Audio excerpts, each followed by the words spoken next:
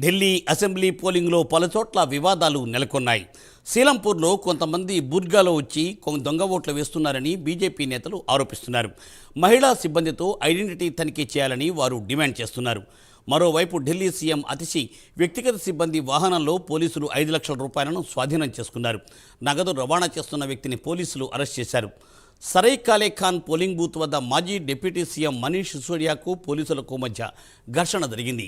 బ్యారికేడ్ల వద్ద తనను నెట్టివేశారని సిసోడియా ఆరోపించారు. చిరాగ్ ఢిల్లీ ప్రాంతాల్లో పోలీసులతో ఆప్ నేత సౌరభ్ భరద్వాజ్ వాగ్వాదానికి దిగారు. పేదలు బస్తీ ఓటర్లను ఓటు వేయడానికి అనుమతించడం లేదని సౌరభ్ భరద్వాజ్ ఆరోపిస్తున్నారు.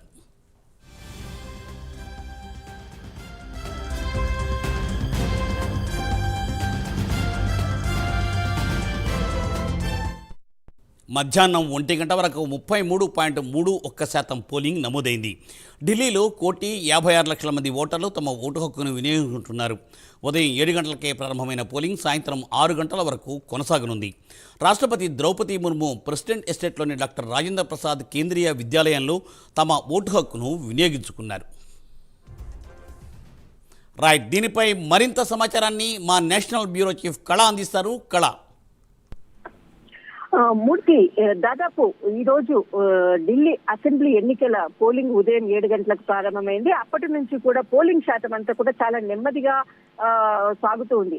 ఉదయం మనకి 9 గంటల సమయం వరకు 8.7% నమోదయ్యింది. తర్వాత మనకు ఇప్పుడు ప్రజెంట్ గా ఉన్నటువంటి ఏదైతే 33% గా మనకు నమోదయ్యింది. 33.31 గా ఇప్పుడు ప్రస్తుతం ఉన్నటువంటి పోలింగ్ శాతం.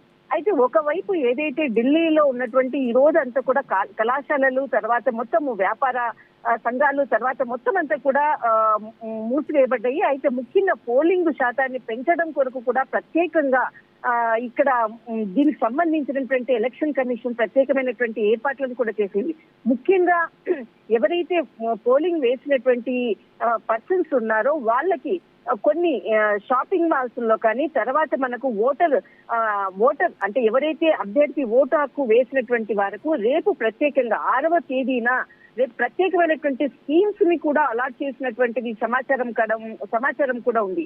అయితే దాదాపు ఏదైతే సరుకులు కొన్నటువంటి వాళ్లకు దాదాపు 20 నుంచి 30% వరకు కూడా భారీ డిస్కౌంట్ ఇచ్చే విధంగా కూడా కొన్ని కూపన్లు కూడా ఇస్తున్నట్లు తెలుస్తుంది. అయితే ముఖ్యంగా దీనికి సంబంధించినటువంటిది బ్యూటీ పార్లర్లకు సంబంధించినది కూడా దాదాపు 40% వరకు కూడా ఇప్పటి వరకు కూడా డిస్కౌంట్లు ఇచ్చే విధంగా కూడా ఏర్పాట్లు చేసినట్లు కూడా కొన్ని దాదాపు 500 బ్యూటీ పార్లర్లకు సంబంధించినటువంటి ఈ మొత్తం కూడా అంటే ఎలక్షన్ లో ఎవరైతే ఓటింగ్ చేసినటువంటి వాళ్ళకు ఉన్నారో వాళ్ళకు కొన్ని కూపన్లు ఇస్తున్నట్లు కూడా తెలుస్తుంది.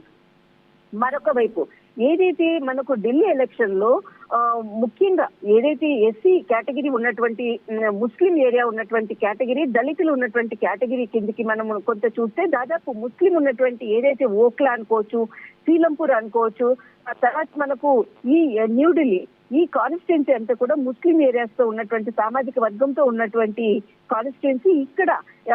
ఇక్కడ చాలా హై సెక్యూరిటీతో ఉదయం నుంచి కూడా పహరా కాస్తున్నటువంటి ఇది.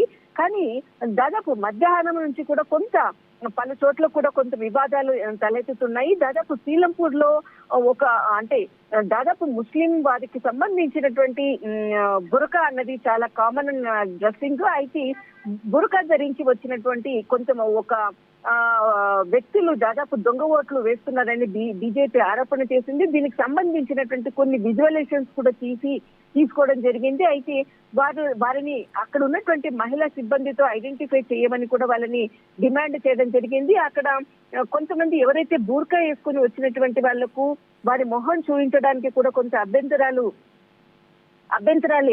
ఉన్నప్పటికీ కూడా వారు లోపలికి వెళ్తున్నటువంటి దృశ్యాలతో దీనితో బీజేపీ నాయకులు అక్కడ ఉన్నటువంటి వాళ్ళు ఖచ్చితంగా వారి యొక్క ముఖము అంటే ఎవరైతే లోపలికి వెళ్తున్నటువంటి వారు మహిళా సెక్యూరిటీతో చెక్ చేయించాలి అంటూ కూడా అక్కడ ప్రధానంగా డిమాండ్ చేస్తున్నటువంటి సీలంపూర్ ప్రాంతంలో మనకి ఎక్కువగా దీనికి సంబంధించినటువంటి మాత్రమే అక్కడ కనపడుతున్నాయి.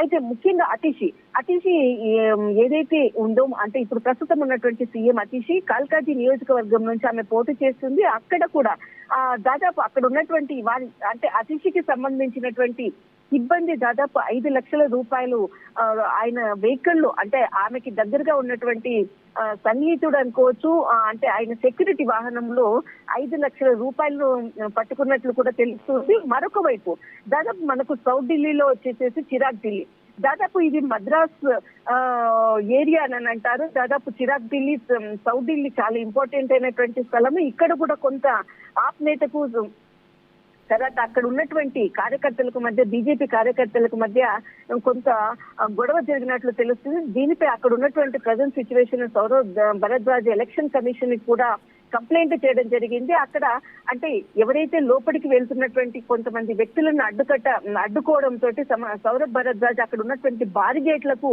ఆయన తగలడంతో ఆ బారిగేట్లు కింద పడడం జరిగింది. దానితో కొంత అక్కడంతా కూడా అటు బీజేపీ నాయకులకు కానీ ఇటు ఆమ్ ఆద్మీ పార్టీకి సంబంధించినటువంటి మనీష్ సిసోడియాకి సంబంధించినటువంటి కార్యకర్తలు కొంత ఇద్దరి మధ్య కూడా గొడవ జరిగేటటువంటి పరిస్థితి ఉన్న నేపథ్యంలో అక్కడ ఉన్నటువంటి సెక్యూరిటీ అంతటిని కూడా వారిని చెల్లాచెదురు చేయడంతో వాళ్ళు అక్కడి నుంచి వెళ్లిపోవడం జరిగింది. కానీ దీనిపై మనీష్ సిసోడియా తనకు జరిగినటువంటి అవమానంపై కూడా ఎలక్షన్ కమిషన్ కి కూడా ఫిర్యాదు చేస్తున్నట్లు తెలుస్తుంది. అయితే పేదలు బస్తీలను ఓటు వేయడానికి అనుమతించడం లేదంటూ కూడా మనీష్ సిసోడియా మరొక ఆరోపణ చేశాడు.